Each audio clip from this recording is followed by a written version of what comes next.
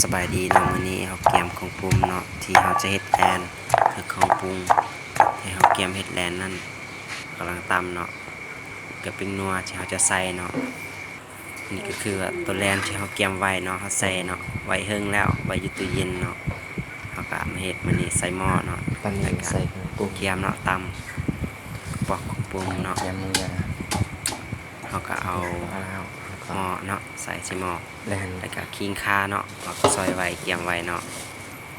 เกียมอาหารเนาะให้อ้ายเนาะที่เราจะเดินทางไปเนาะ